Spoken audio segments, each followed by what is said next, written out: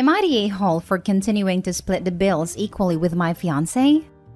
My fiancé, 27 female, and I, 34 male, have been together for about 4 years.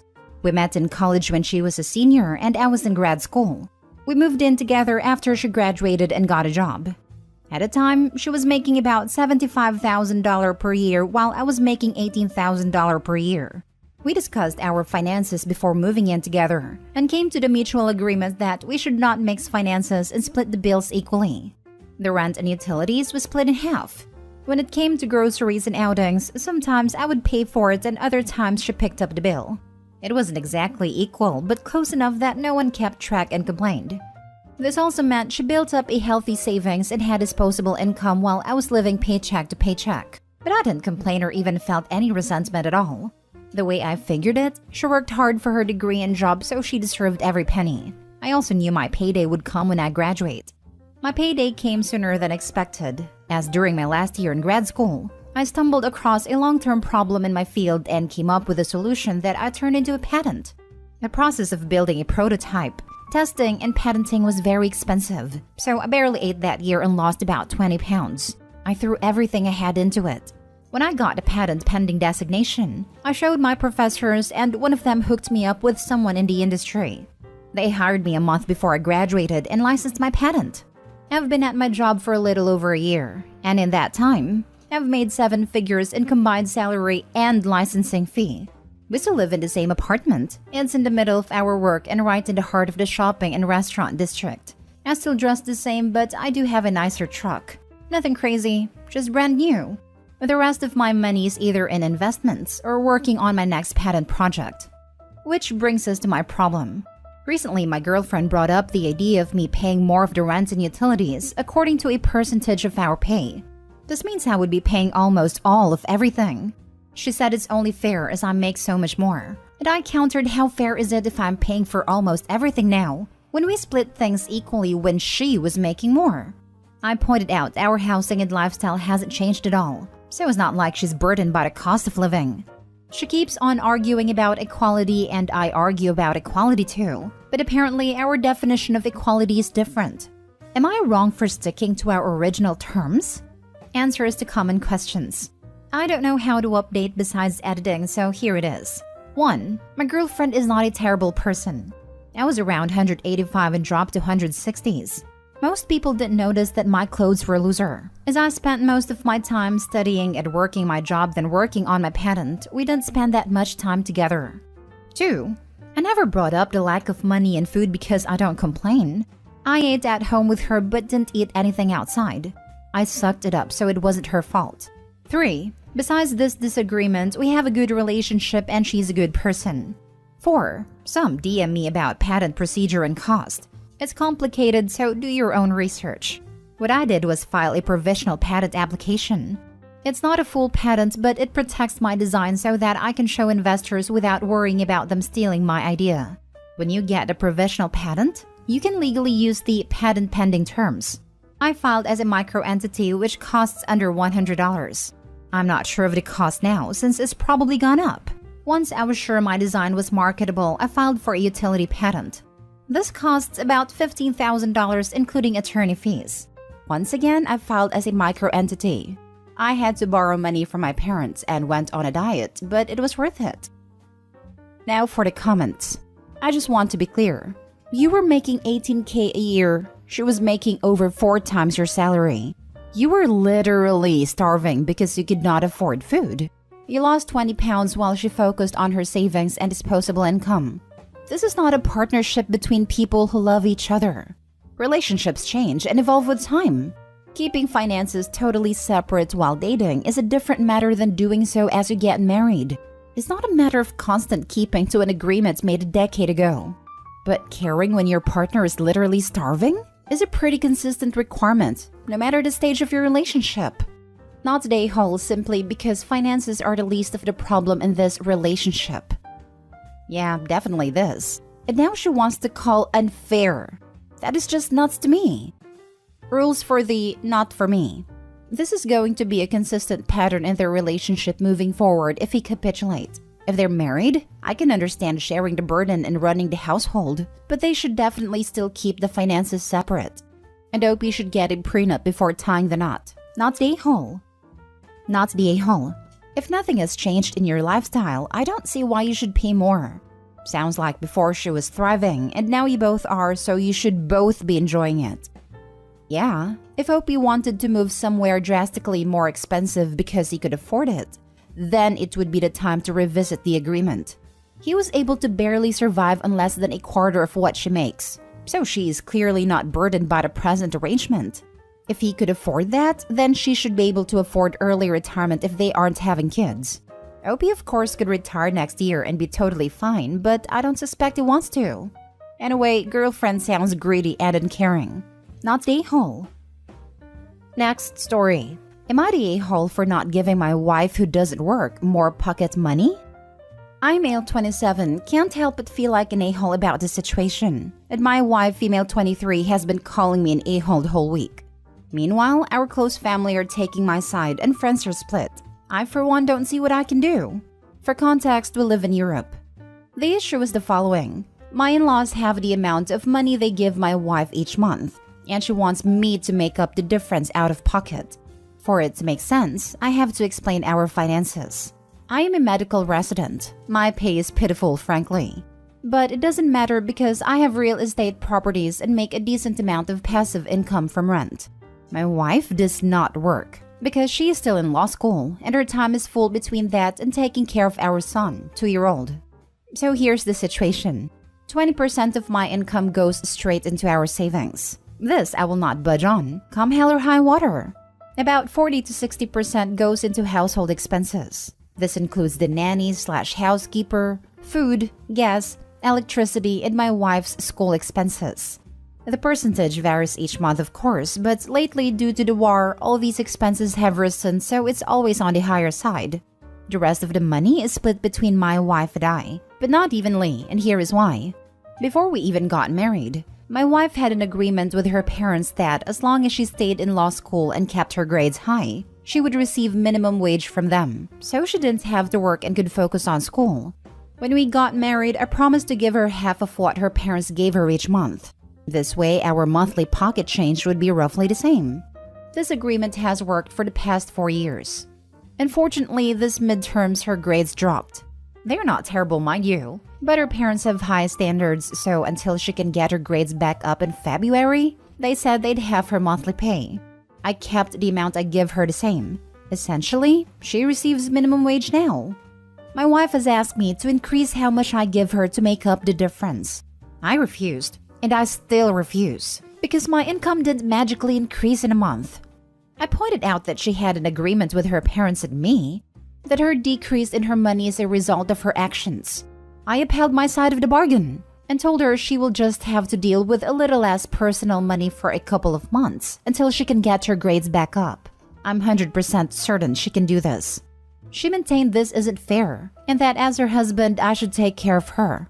She said I could just lower how much I keep to myself or raise the rent since I already rent under the market price. I told her I am not raising rent and leaving people homeless in these uncertain times, and that if I give her more from my own side, I'd almost have nothing left for myself each month. I really wish I could give her more. I do, but I can't magically make more money, and I think I deserve a little for myself as well. In my opinion, her receiving minimum wage without working is enough. So am I the a-hole? Not the a-hole. I felt bad until I read nanny and your wife's school expenses. Frankly, she's an adult, and she's lucky her parents and you are giving her anything. There are people out there studying, looking after children and still have to work. What does your wife need the money for if you're paying for everything else? Right? As soon as I read the title, I was ready to call him an A. The more I read, the more I was surprised by the entitlement of the wife. She basically gets a decent income only to stay in school. Most students don't. Also, please don't say that she gets the income to be a stay-at-home mom because her toddler is only 2. It is clear that she got this income even when she was childless. Moreover, she has a nanny/housekeeper. Also, her reasoning is that you're her husband, so you should pay her? And the fact she wanted to raise the rent to people that do work and are likely less wealthy. Sure, it's not easy studying and taking care of a child, but she has all the means to succeed. My mom graduated law school with 2 kids. A job, now housekeeper/nanny in the highest grade possible. Obviously not the a-hole. She is, just for even thinking that. I felt bad for the wife's full plate. Until you said nanny? And housekeeper. I don't disagree with not the a-hole. However, Opie didn't state how often the housekeeper comes. At their income, I don't think daily housekeeping is an option, so the wife likely has to clean most days. He pays for rent, electricity, gas, food, nanny, housekeeper, and his wife's school expenses, and then gives her half the rate of minimum wage. Why should she get more of his own spending money than him if he's also paying for everything? If she has to do laundry and clean up a little clutter and get an allowance, she's getting an amazing deal. Next story. Am I the a-hole for not giving my sister 50% of my small business? I started a small business in July 2020, and about 8 months in, I hired my older sister to do some administrative work for me. She had recently had a baby and was not planning on returning to work but still needed a little money. So she asked if there was anything she could do to help the business, and I said yes. Her responsibilities included answering some emails, organizing existing spreadsheets, and reaching out to other business, which was her background, though none of the reaching out led anywhere. She clocked about 5 to 8 hours of work per week, and I paid her $25 per hour. I still created a product for the client, answered follow-up emails from the client, handled the financials, and ran the social media and website. About a year in, we decided to do a rebrand. We hired someone to make a new logo, and I built a new website. About 5 months before the launch of the rebrand, she asked if we could get something in writing, an employment contract. It also expressed an interest in owning a part of the business. I told her we could definitely get something in writing, and I would think about the part ownership. 3 months later, I suggested a 70-30 split, to which she disagreed. She said she was looking for a 50-50. I said I was definitely not comfortable with a 50-50, and the highest I would ever go would be 51-49. She responded with, "What's the point of being part owner when your decision would still be the final say?" Again, I told her I would think about it. 2 weeks before the launch of the rebrand, I was talking to my husband and made a comment about having to give her 50% to keep the peace. He advised me to write down my financial contribution to the company versus hers. Obviously, the financial, let alone time commitment, was staggering. I presented her with a spreadsheet of tiers to buy into the company. 10% for free, and then tiered payments all the way up to 49%. She was very angry, saying that I had blindsided her, betrayed her, and even went as far to say she built my business. I've apologized for not bringing it up until the week before the launch, but she refuses to speak to me. She refuses to come to family Thanksgiving or Christmas, and it's tearing my family apart. Now for the top comments. Not the a-hole. She was an employee. You paid her a wage to do a job. You have the financial interest in the company. If she hasn't invested her own money, why does she think she's entitled to any form of ownership interest? Oh goodness. Why in the world did you offer her 49%? This is where you let it get cloudy because she's your sister. She did hourly work for an hourly wage. I would take all of that off the table. If you want to sell her some interest in the company, go ahead. But you already got a taste of what this will be like. Exactly. Had this been anyone else asking for a share in the business, would Opie have done this? Not the a-hole. And if she feels this entitled now, how will she be like if she gets a share? Opie should completely sever business ties with his sister. Edit, and if greedy and entitled sister still has access to any of the systems, email/website accounts, bank access, etc., kick her out immediately and change passwords. Secure those things before she helps herself to them or make a mess in there. You know she'll hide behind family to avoid prosecution. And if you're feeling this badly about not giving her shares that she hasn't earned, I doubt you'd file charges against her if she steals from you or ruins your business's reputation. Yep, employee share ownership is a thing some businesses do where I live, but I can tell you now that I wasn't given 50% of the shares. I purchased my shares in the same scheme every other employee can use, and it was a lot less than 50% of the shares just for turning up as just an employee, not an owner or investor. Last story. Am I the a-hole for not continuing all of my grandmother's tradition by not paying for my cousin's college housing? My grandmother passed away this summer, and in her will, I was left a small home in the college town that I live in. This house was where I, as well as my siblings and some other members of my family, lived while we pursued our degrees. My grandmother made rent equal to expenses plus a bit extra to cover regular maintenance. It was a stellar deal for college, and it holds a lot of fond memories.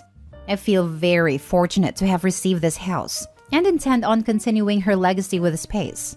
I have told my family, there are 4 remaining cousins who are not college-aged yet, that I intend on continuing renting the house out at cost of family members if they chose to pursue a degree at the college where this house is located, or if they choose to take a job in the area during their college-age years. Here is where the dilemma comes in. When I made this announcement, I received a call from a cousin who is currently attending a different college that is nowhere near the home I inherited.